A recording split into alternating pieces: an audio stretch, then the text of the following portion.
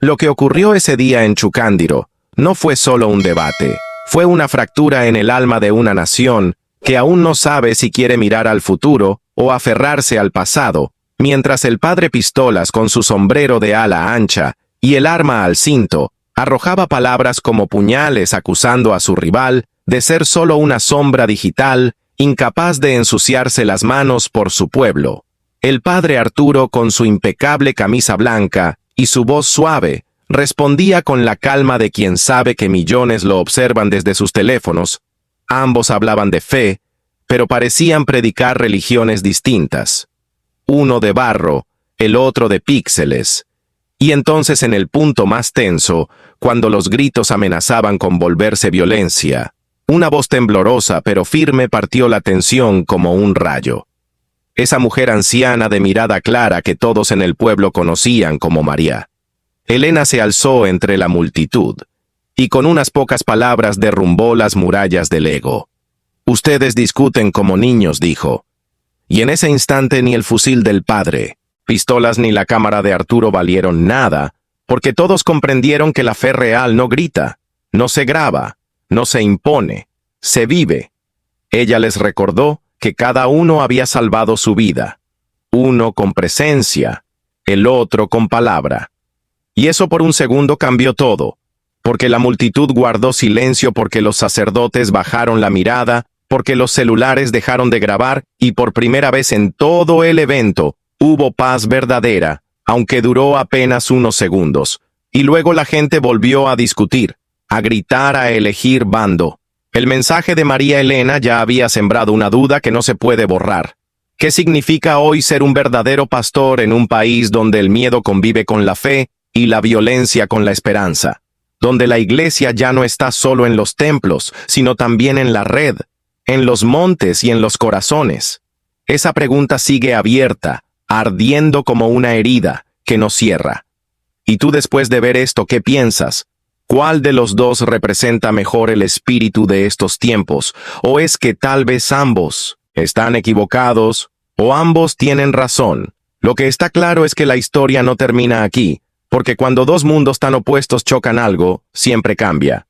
Y lo que viene después puede ser aún más explosivo. Y mientras la polvareda aún flotaba en el aire de Chucándiro, y los ecos del aplauso por aquel abrazo inesperado seguían rebotando en las paredes de la parroquia, la semilla que María Elena había plantado comenzaba a germinar lenta, silenciosa, casi imperceptible, pero viva, porque lo que nadie imaginaba era que aquel día marcado por la confrontación terminaría siendo el origen de algo mucho más profundo que un simple debate entre estilos, porque en ese instante, cuando padre Pistolas confesó ver los videos de Arturo en la oscuridad de la madrugada, cuando el peso del mundo le aplastaba los hombros, y cuando Arturo admitió que siempre quiso entender la crudeza de la calle en la que Pistolas caminaba, armado algo invisible, se rompió, no en el patio, sino dentro de cada uno de ellos, se rompió la armadura.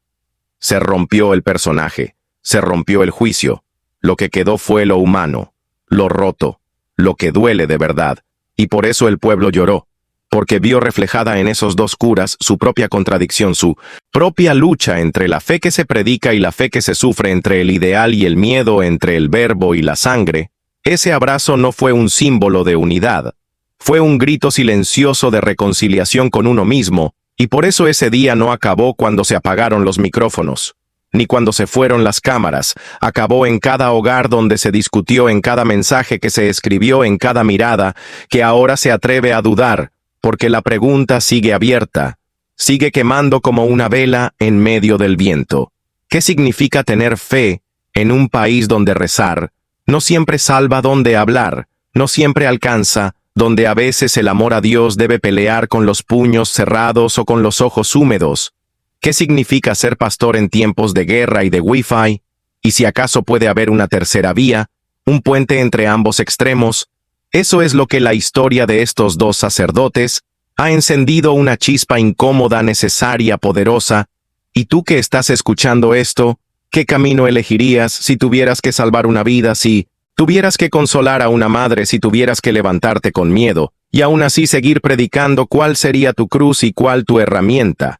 porque al final quizá la fe más real no está en las formas, sino en el coraje de no rendirse nunca. Al final del día, mientras el sol caía rojo sobre los cerros de Chucándiro, Padre Pistolas y Padre Arturo se sentaron bajo un mezquite viejo, cubiertos de sudor y polvo, uno con las botas enterradas en la tierra, otro con las manos ampolladas por la pala, y por un instante no dijeron nada. Solo escucharon el sonido de los gallos lejanos y los gritos de los niños pintando el mural, como si el silencio también fuera oración. Entonces, Pistolas, con la mirada clavada en el horizonte, dijo: «¿Sabes qué? Creo que esto es más grande que nosotros». Arturo, sin alzar los ojos, respondió: «Lo sé. Y eso da miedo, porque si esto crece, nos van a querer callar los que nunca bajan al polvo, los que nunca hablan con las manos sucias. Pero eso no importa. Lo que importa es que ya empezamos algo que nadie va a poder detener, porque mientras tú traías cámaras y yo traía armas, ahora traemos lo mismo, un propósito, y eso cambia todo. Porque la gente no está buscando héroes ni mártires, está buscando verdad, y cuando la verdad se construye con ladrillos, con lágrimas, con sudor y con fe, no hay institución que pueda contenerla, no hay dogma que la encierre, y no hay poder que la corrompa. Lo que vivimos hoy, aquí, no fue un espectáculo, fue una revolución silenciosa, una grieta en los muros viejos del miedo, una semilla en los ojos de los jóvenes que se preguntan si vale la pena creer, y la respuesta está aquí en el cemento, en el mural, en los abrazos, en la sangre que no se derramó, porque estos dos sacerdotes tan distintos decidieron dejar de pelear y empezar a construir, y eso México lo vio, lo sintió, lo vivió, y ahora ya nada será igual, porque cuando la fe deja de ser discurso y se convierte en acto, el mundo cambia, aunque sea un poco, aunque sea en un pueblo perdido, aunque nadie lo transmita en directo, porque el milagro no está en los números, ni en las vistas, ni en las tendencias. El milagro está en ese instante exacto, donde el odio cede el paso a la colaboración, donde el orgullo se rinde ante la humildad, y donde dos hombres, que nunca debieron entenderse, descubren que el mismo Dios los había llevado al mismo lugar por razones distintas, pero con un mismo destino. Y tú que estás escuchando esto, pregúntate en qué lado estás, en el que observa o en el que construye. Porque esta historia aún no termina, y la próxima página se escribe con tus manos. Lo que estaban haciendo en esa sala no era solo un proyecto, era una herejía santa. Una rebelión silenciosa contra siglos de tradición estancada, Padre Pistolas con sus botas manchadas de polvo y Padre Arturo con sus dedos manchados de tinta digital, habían dejado de ser figuras opuestas para convertirse en arquitectos de una iglesia nueva. Una que ya no se construye solo con ladrillos, sino también con señales de Wi-Fi, con sangre, con fuego y con humanidad. Aguiar los miraba como si viera en ellos una tormenta imparable, una grieta en los muros del Vaticano que no podía ser sellada, solo escuchada, porque lo que proponían no era simplemente formar sacerdotes, era forjar guerreros de la fe, soldados de la palabra y del acto, capaces de cargar un crucifijo y una pala, un celular y una tabla de madera en la misma mochila.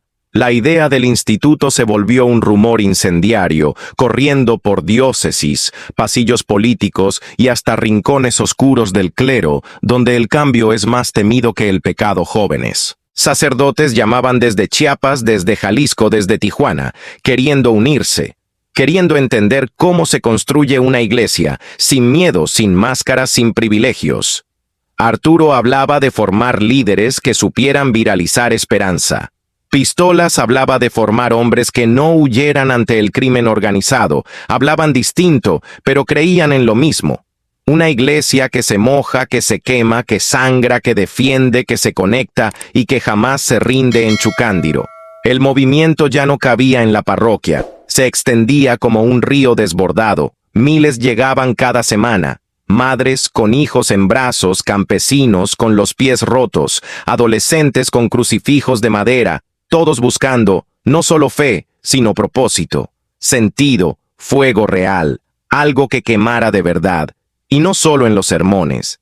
Las paredes de la parroquia fueron pintadas con mensajes que parecían grafitis, pero eran oraciones escritas por quienes habían vuelto a creer.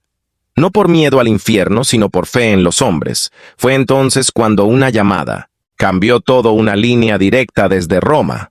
Una voz que pedía silencio, pero también hechos el Vaticano. Quería ver resultados, no emociones, un dossier, un plan, una prueba de que esa locura tenía base. Entonces, Arturo y Pistolas, encerrados durante 3 noches, escribieron, diseñaron, lloraron, discutieron sin dormir, hasta que al amanecer del 4.º día colocaron sobre la mesa de Aguiar el proyecto terminado. Un instituto de fuego. Así lo llamaron. Un lugar donde la fe se forja con herramientas y cámaras con oración y sudor con carne viva y verdad brutal. El arzobispo lo leyó en silencio, lo cerró con firmeza y dijo: «Esto puede cambiarlo todo». Y en ese momento supieron que ya no había vuelta atrás. La iglesia ya no sería la misma, México tampoco, y el mundo aún no tenía idea de lo que estaba por nacer en ese rincón olvidado llamado Chucandiro, donde un arma y una cámara se cruzaron para hacer historia.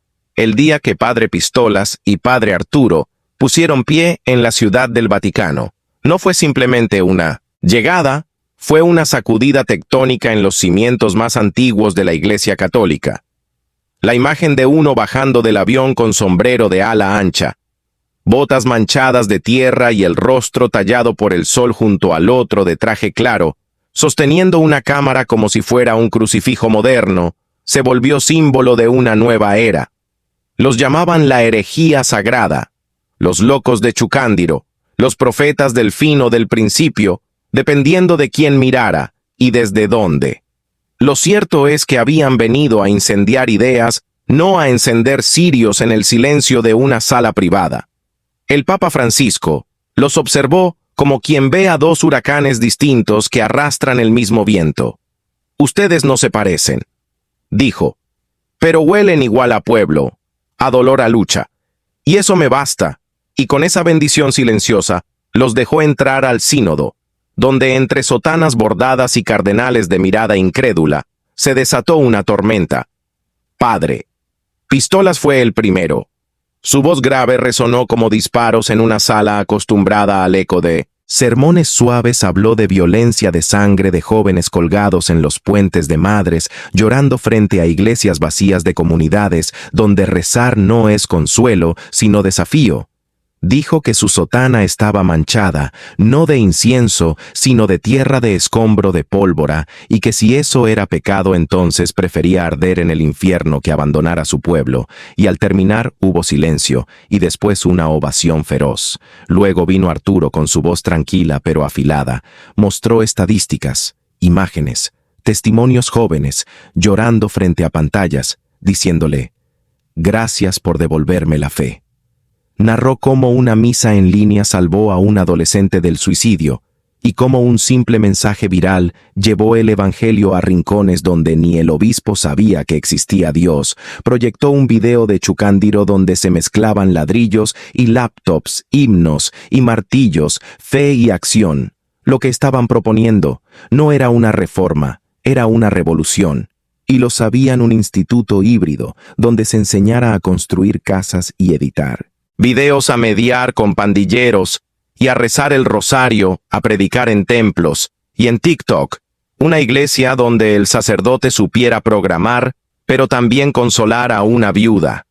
Bajo la lluvia, la propuesta fue aprobada por unanimidad, no porque todos estuvieran convencidos, sino porque no podían negarse a lo que ya había empezado afuera, donde la gente clamaba por pastores que no flotaran sobre el barro, sino que caminaran con ellos dentro de él. El Papa pidió un piloto para América Latina, empezando por México, y dijo: «Sueñen grande porque el espíritu no tiene miedo». Y al volver a su país entre vítores, lágrimas y fuegos artificiales, supieron que el verdadero trabajo apenas comenzaba. El Instituto de Formación Sacerdotal Integral. No sería un edificio, sino una herida abierta al mundo. Una fábrica de esperanza. Una trinchera de fe viva, con aulas donde se escucha rap y se leen los evangelios, donde se forjan líderes con teclados y palas, donde se enseña que amar a Dios también es clavar un clavo en una casa, Para huérfanos que evangelizar puede ser tanto, predicar en misa como cortar madera para un refugio que el nuevo sacerdote no lleva solo un crucifijo, sino también una mochila con herramientas y un celular con conexión al mundo. Y si eso no es santidad, entonces que alguien baje del cielo y lo explique mejor, porque mientras el mundo espera ángeles, ellos están formando hombres reales, dispuestos a ensuciarse por amor a Dios y al prójimo, y eso sí que es un verdadero milagro. La tierra elegida para construir el instituto no era casual entre Michoacán y Guerrero. Justo en esa línea invisible, donde la fe suele perder contra el miedo, donde las carreteras tienen más cruces que señales de tránsito y los rezos se confunden con disparos. Ahí se levantaría esta estructura imposible, un lugar donde la oración convivía con el concreto, donde los seminarios no eran templos fríos, sino fábricas de futuro, donde se enseñaba a rezar con una mano y con la otra, a soldar, a sembrar, a editar, a reconstruir, porque la fe sin acción ya no servía, y el mundo lo gritaba. La inauguración fue como abrir una grieta de luz en el lomo más oscuro del país. Cámaras desde Roma, Buenos Aires, Bogotá conectadas en vivo, el Papa bendiciendo a través de una pantalla y la voz de Marisol Contreras rompiendo las ondas radiales diciendo: aquí donde antes se enterraban cuerpos, ahora se siembra esperanza. Aquí donde el silencio era muerte, ahora se escucha el ruido de la vida. Los primeros seminaristas llegaban, con mochilas llenas de preguntas y se iban con herramientas reales para cambiar sus pueblos. Y cuando volvían, no solo llevaban Biblias, llevaban drones, martillos, micrófonos, laptops,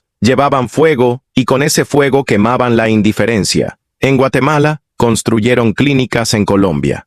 Negociaron con bandas juveniles en Brasil. Enseñaron a programar a niños de las favelas, mientras los líderes religiosos tradicionales murmuraban desde sus tronos de madera que eso no era iglesia, que eso era espectáculo secular. Pero los números no sabían mentir, los hechos no se arrodillaban ante la retórica y la revolución crecía como fuego seco expandiéndose por América Latina, Asia, África.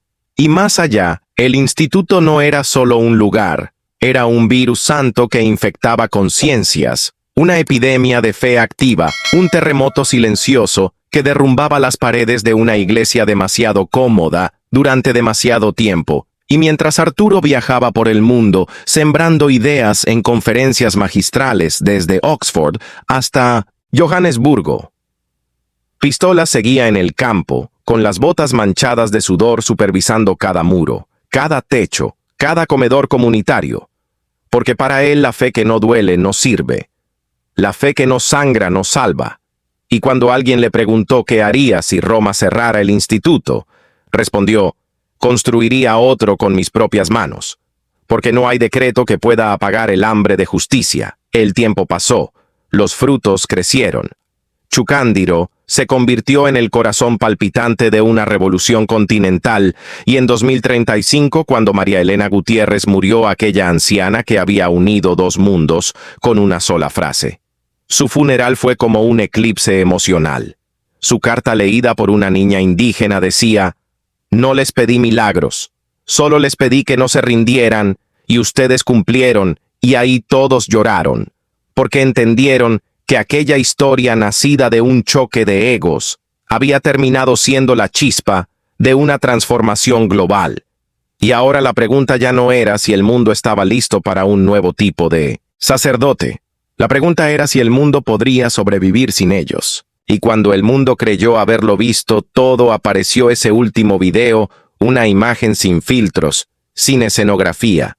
Solo un anciano con la voz quebrada, el rostro desgastado por los años, el sombrero de siempre y la mirada firme, como la de un niño que aún cree en imposibles. El padre Pistolas, desde la tierra que lo vio nacer, hablaba no como leyenda, no como héroe, sino como un hombre que amó demasiado al punto de desafiar incluso a la propia iglesia. Porque entendió que la fe no es obedecer sin pensar, sino amar sin rendirse. Y en ese mensaje simple donde dijo que Dios no necesita que seamos perfectos, solo que sirvamos con amor, enterró más verdades que 1000 sermones. Y millones lo entendieron como si una grieta se abriera en sus almas y por ella entrara luz cruda, real, necesaria.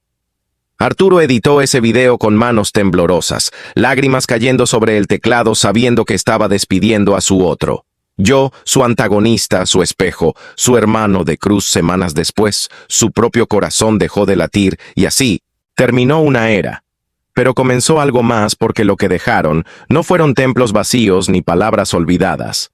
Dejaron estructuras vivas, miles de comunidades autosuficientes, clínicas rurales, escuelas en selvas y desiertos sacerdotes, sin miedo, que sabían usar tanto una Biblia como una cámara, que sabían construir refugios y también reconstruir almas jóvenes que ya no veían la religión como jaula, sino como camino.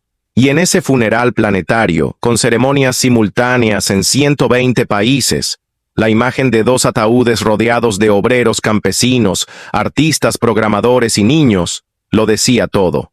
No eran mártires, eran semillas, y el instituto que construyeron con sudor, conflicto y fe, se volvió universidad global, una fábrica de esperanza y acción en un tiempo donde todo parecía derrumbarse. Ellos decidieron levantar y lo hicieron con una pala y una cámara con verdad y con furia, con ternura y con fuego.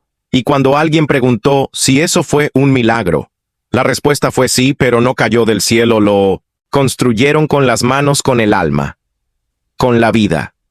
Así termina esta historia, o mejor dicho, así comienza la tuya.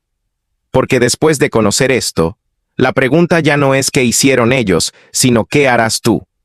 Porque la fe sin acción es solo ruido, y el mundo ya no tiene tiempo para ecos. Quiere voces reales, quiere pasos que dejen huella, quiere manos que curen, no que juzguen, y ojos que vean lo invisible que arde detrás de cada rostro herido. Esa fue la lección final de Pistolas y Arturo. Y ahora esa llama te toca a ti sostenerla o dejarla morir. Tú eliges. El cuerpo de uno de los primeros seminaristas del Instituto de Formación Integral fue hallado colgado de una viga en el comedor comunitario con un mensaje escrito a cuchillo en la pared. La fe no salva a todos. El descubrimiento fue tan brutal que ni siquiera Arturo, desde su oficina blindada en Guadalajara, quiso pronunciar palabra durante los primeros días. Las autoridades locales hablaron de suicidio, pero los signos en el cuerpo decían otra cosa. Moretones en las muñecas heridas defensivas, una marca profunda detrás del cuello, como si alguien hubiera sostenido la cuerda para evitar que se rompiera demasiado pronto. Y lo más inquietante, en su teléfono, había un video de confesión borrado, minutos antes de su muerte, donde mencionaba algo llamado Operación Éxodo, un término que nunca había sido registrado públicamente por el instituto, ni en sus planes de formación, ni en sus informes mensuales, pero que aparecía repetido en foros cifrados usados por exseminaristas que habían abandonado sin explicación el programa en medio del escándalo. Pistolas se mantuvo en silencio hasta que una noche, sin cámaras ni testigos, entró a la capilla del instituto, cerró las puertas con llave y se arrodilló frente al altar según testigos. El viejo sacerdote rezó por casi 8 horas sin moverse al salir. Pidió una pala y sin ayuda alguna empezó a cavar detrás del campanario, donde antiguamente se enterraban objetos bendecidos, y ahí lo encontró, una caja de madera sellada con clavos oxidados dentro, cartas, fotografías, nombres, números, teléfonos, una red entera de contactos. Algunos de ellos miembros actuales del Vaticano, otros ligados a empresarios del norte del país y al centro logístico del instituto en Bogotá. Operación Éxodo no era una teoría, era real, una red secreta nacida en los primeros años del proyecto, cuando Pistolas y Arturo aún discutían sobre el alcance de su revolución, un grupo formado por sacerdotes radicales y jóvenes sin rumbo que decidieron aplicar la fe como arma directa contra el crimen organizado sin autorización, sin respaldo y sin límites, se infiltraban en cárteles. Ofrecían salvación a cambio de información. Creaban células comunitarias que funcionaban como focos de inteligencia espiritual para desmantelar estructuras criminales desde adentro y usaban los recursos del instituto para financiarse, pero no todos sobrevivían. Algunos desertaban, otros eran descubiertos y ejecutados al estilo narco con Biblias abiertas en el pecho y crucifijos rotos dentro de la boca. La iglesia oficial nunca supo o nunca quiso saber, pero Pistolas sí lo supo. Y así, mientras las instituciones callaban y los templos temblaban, una verdad incómoda se abría paso desde las entrañas mismas de la fe. No todo milagro viene del cielo. A veces nace del barro, del dolor y del fuego. La historia que parecía una luz terminó revelando sus sombras más densas. Pero esto es solo el comienzo. Si no quieres perderte lo que viene después, suscríbete ahora, porque las verdades más profundas no se gritan, se revelan, y aquí las vamos a contar todas.